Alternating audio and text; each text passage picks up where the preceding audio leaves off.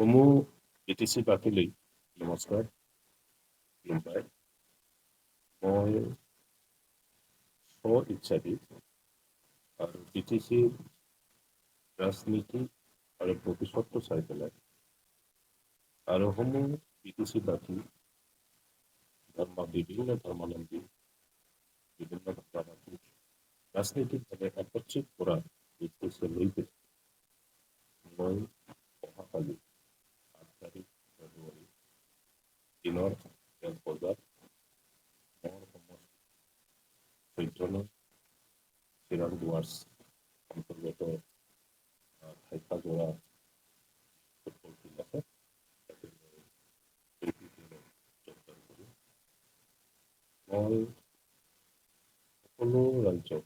অনুৰোধ জনাব বিচাৰিম যিসকলে মোৰ লগত থাকি ফিল্ডত যোগদান কৰি আমাৰ BTC ভৱিষ্যতৰ কাৰণে নিজৰ জ্ঞান নিজৰ কৰ্ম ৰাজনৈতিক দিশত দিবলৈ ইচ্ছুক ব্যক্তিসকলক আহক কালি দিনৰ 1 বজাত ঠাইকাজোৰা ফুটবল ফিল্ডত আমি একেলগে বিচৰাৰ ক্ষেত্ৰত কোনো ৰাজনৈতিক প্ৰেছাৰ নাই কোনো ধৰণৰ বেলেগ কিবা এটা কাৰণত নহয় মই চাইছোঁ যে BTCত ৰাজনৈতিক ষ্টেবিলিটি পলিটিকেল ষ্টেবিলিটি যদি আনিব লগা হয় আজি সকলোৱে কৈছে যে আমি একগোট হ'ব লাগে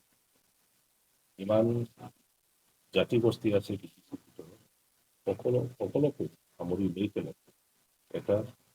শক্তিশালী ৰাজনৈতিক দলৰ প্ৰয়োজন আৰু সেইটো লৈ পেলাই বিভিন্ন মহলত বিভিন্ন ধৰণৰ আলোচনা বিবেচনা হৈছে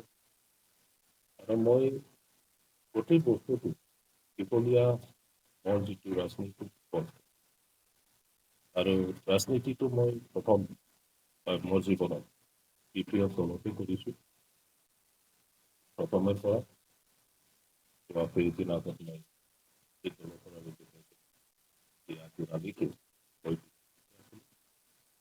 কেতিয়াবা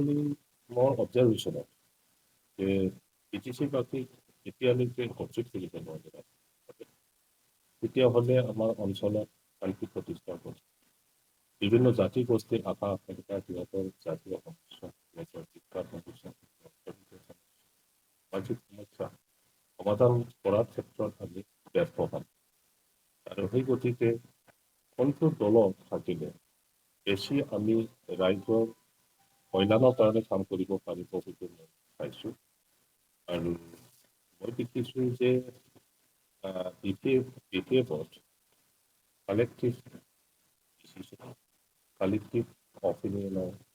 অভাৱ আছে আৰু UPFLৰ নেতৃবৃন্দসকলক মই অবজাৰ্ভ কৰিছোঁ দে আৰ বৰ ডেম'ক্ৰেটিক আৰু সিহঁতৰ মাজত ভাল আলোচনা বিলোচনা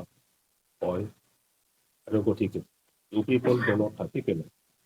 মই আজি নহয় কালি নহয় কোনোবা এটা দিনত সমগ্ৰ BTC বাকীক একত্ৰিত কৰিব পাৰিব ৰাজনৈতিকভাৱে সেইটো আশা লৈ পেলাই মই UPFL দলত যোগদান বিভিন্ন মহলত বিভিন্ন সময়ত একত্ৰিত কৰাৰ ব্যৱস্থাটো মানুহবিলাকে কৰি আহিছিলে নেতাসকলে কিন্তু সফল হোৱাটো আমি দেখিবলৈ পোৱা নাই গতিকে মই ভাবিছোঁ UPFLত থাকি পেলাই মই এই প্ৰচেষ্টাটো নিশ্চয় মানে কাম কৰিবৰ কাৰণে মই সুযোগ পাম বুলি মই আশা কৰিছোঁ সেইটো ব্যক্তিগত সিদ্ধান্ত হ'ল মই যেনেকৈ ব্যক্তিগত সিদ্ধান্ত লৈ পেলাই ইচ্ছা দি মই BPF ত্যাগ কৰিছোঁ আৰু UPFLত যোগদান কৰিবলৈ কৈ আছোঁ আৰু তেনেকুৱা বহুতো ব্যক্তি থাকিব পাৰে যিসকলে বহুদিন ধৰি চাই আছে BTC ৰাজনীতিটো কি হ'বলৈ গৈ আছে আৰু BTCৰ ভৱিষ্যতটো যদি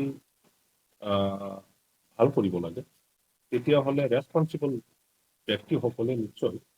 নিজে নিজে চিন্তা কৰি পেলাই কোনটো দলত থাকিলে ভাল ইয়াৰ বিধানটো ল'ব। ময়ো শুনিছোঁ হিতেশ বসুমতাৰী প্ৰেচিডেণ্ট বাক্সা জিলাত তেখেতেও ৰিজিগনেশ্যন দিছিল আৰু ক'ৰবাত আকৌ ৰিজিগনেশ্যন দিয়াটো ছ'চিয়েল মিডিয়াত দেখিবলৈ পাইছোঁ। বিপিএফে ষ্ট্ৰং পলিটিকেল পাৰ্টি মই আশা কৰোঁ আমাৰ সন্মানীয় বিপিএফৰ সভাপতি সাগৰমা মহিলাই আৰু মোৰ এটা সময়ত কৰ্মী সংগী সমূহ বিপিএফৰ নেতাসকলে পাৰ্টিটো কেনেকৈ মজবুত কৰিব লাগে ইয়াৰ কাৰণে ভাল সিদ্ধান্ত লৈ পেলাই কালেক্টিভ ডিচিশ্যন কালেক্টিভ চিন্তাধাৰা কৰি পেলাই তেখেতসকলে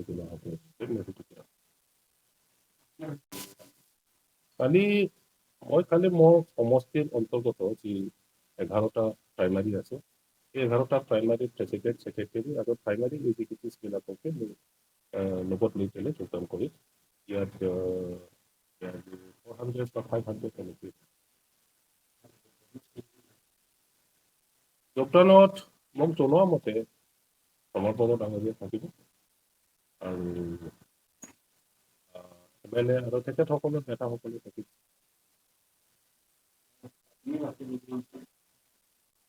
এই ডিচিশ্যন লোৱাটো একদম ইজি নহয়, মোৰ কাৰণে ইজি নাছিলে। বহুতো সময় ল'লোঁ কি কৰিম কি নকৰিম। 5 মাহতকৈ বেছি মই বিভিন্ন মহলত আলোচনা বিলোচনা কৰি যে একচুৱেলি আমি সৰু এটা এৰিয়াত এটা কাউন্সিলত দুটা ৰিজনেল পাৰ্টি গঠন কৰি পেলাই যিটো ৰাজনীতি চলাই থকা হৈছে তাৰ মাজতে এই দুটা ৰিজনেল পাৰ্টিৰ মাজতে কাজিয়া, এই পলিটিকেল কাজিয়াৰ দ্বাৰা কি হৈছে আমাৰ সমাজত বিশৃংখল এটা পৰিস্থিতি আহিছে। প্ৰত্যেক গাঁৱত, বড়ো গাঁও হওক, আদিবাসী গাঁও হওক, ৰাজবংশী গাঁও হওক, বঙালী গাঁও হওক, তাতে সেই ৰিজনেল পাৰ্টিৰ ছাপৰ্টাৰবিলাকৰ মাজত এনেকুৱা এটা বিশৃংখল সমাজত মানে এটা গাঁৱৰ মানুহে কাৰোবাৰ ছোৱালী যদি বিয়া হয় সেইটো BPFৰ ফেমিলিত বিয়া, আমি UPPL আমি নাযাওঁ। গাঁৱত কিবা এটা আপদ বিপদ হৈছে, ডাঙৰ কিবা এটা বিপদ হৈছে, তাতো যদি গম পায় কোনোবা UPPLৰ ফেমিলিত এই ঘটনাটো হৈছে, BPFৰ মানুহবিলাকে নোযোৱা হয়। এই তেনেকুৱা সহায় সহযোগিতা এটা ভাল সুস্থ সমাজ গঢ়ি তোলাৰ ক্ষেত্ৰত দুটা ৰাজনৈতিক পাৰ্টিৰ যিটো দ্বন্দ্ব, সেই দ্বন্দ্বই যথেষ্ট বেয়া প্ৰভাৱ পৰিছে। ইয়াৰ কাৰণে আমি প্ৰায় প্ৰত্যেক সময়তে চেষ্টা চলাই থাকিছিলোঁ যে BPF আৰু UPPL এই দুটা দলক একত্ৰিত কৰি পেলাই আমাৰ BTCত এই দুটা ৰাজনৈতিক দল গঠন হোৱাৰ আগত যেনেকৈ মিলা প্ৰীতি দাদা ভাই ভাতৃত্ব এটা সম্পৰ্ক ৰাখি পেলাই সমাজখন চলাই থকা হৈছিল, এইটো ঘূৰাই আনিব লাগে। বৰঞ্চ ৰাজনৈতিকভাৱে এটা দলৰ সমৰ্থকসকলক লৈ পেলাই এটা ষ্টেবল পলিটিকেল চিটুৱেশ্যন ইয়াত ক্ৰিয়েট কৰিব লাগে। ইয়াৰ কাৰণে আমি কাম কৰি থাকিছিলোঁ। মই তাৰ অন্ত দেখিছোঁ, পাৰাক দেখিছোঁ যে তেনেকুৱা একগোট কৰাৰ ক্ষেত্ৰত BPF দলৰ ফালৰ পৰা বহুত বেছি সঁহাৰি নোপোৱাটো মই দেখিছোঁ আৰু UPPLৰ নেতাসকলৰ যিটো ডেম'ক্ৰেটিক চিন্তাধাৰা, তেখেতসকলে মোৰ ইনক্লুচিভ চিন্তাধাৰা নেতৃবৃন্দ বুলি মই উপলব্ধি কৰিব পাৰিছোঁ আৰু সেই গতিকে UPPLত থাকি পেলাই সেই কামটো মই কৰিব পাৰিম বুলি আশা দি মই যোগদান কৰিম। মানুহসকলেহে হেৰি কিবা কৰিছিল, কি বুলি কয় এজামচন কৰিছে যে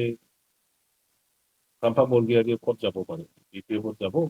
BPO-তে থাকিব না UPPত যাব না DGPত যাব না কংগ্ৰেছত যাব না অন্য দলত যাব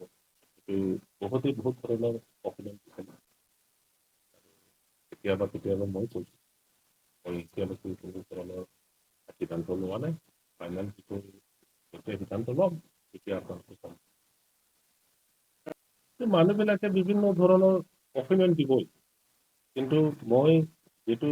UPPL দলত যোগদান কৰিম সেইটো মই কৈছোঁ স্বইচ্ছাতে মই কৰিছোঁ আৰু কাৰণটো মই কৈছোঁ যে UPPL-ত থাকিলে UPPL-ৰ নেতাসকলৰ যিটো মেণ্টেলিটি সেইটো মই দেখিছোঁ আৰু সিহঁতৰ লগত মিলি গৈ যদি কাম কৰিব পাৰে তেতিয়াহ'লে BTC-ৰ সৰ্বাংগীন উন্নয়ন মাত্ৰ নহয় ইয়াৰ অকল শান্তি প্ৰতিষ্ঠা কৰাৰ কথা নহয় সমগ্ৰ জাতি গোষ্ঠীক লৈ পেলাই নতুন এটা ৰাজনৈতিক দৃষ্টিভংগী একত্ৰীকৰণৰ ক্ষেত্ৰত এই কাৰ্যটো সেই কামটো সম্ভৱপৰ হ'ব বুলি মই আশা কৰিছোঁ ইলেকশ্যন ষ্ট্ৰেটেজি নিশ্চয় কৰিব আৰু প্ৰত্যেক দলে কৰিব অকল BPF নহয় কংগ্ৰেছো কৰিব BJPও কৰিব যিমানবোৰ ৰাজনৈতিক দলে ইলেকশ্যন খেলিব তেখেতসকলে নিজাববীয়াকৈ সিদ্ধান্ত লৈ পেলাই যি কেণ্ডিডেটক দিলে মানে এই সমষ্টিৰ প্ৰভাৱ আনিব পাৰে বা প্ৰভাৱশালী কোন ব্যক্তি আছে এই MLA হওক এই MP হওক কাউন্সিল যেহেতু তাত অফিচ অফ প্ৰফিট যিটো আইন এই আইনৰ অন্তৰ্গত নহয় গতিকে চব ব্যক্তিয়ে ইয়াত আহিব পাৰে আৰু ডুৱেল কিবাটো ল'ব পাৰে এই MLA-ও হ'ব পাৰে কাউন্সিলৰ মেম্বাৰো হ'ব পাৰে এই MP-ও হ'ব পাৰে কাউন্সিলৰ EM-ও হ'ব পাৰে গতিকে সেই আইনৰ যিটো সুযোগ এই সুযোগটো লৈ পেলাই ৰাজনৈতিক দলবোৰে নিজৰ পলিচিটো বনাব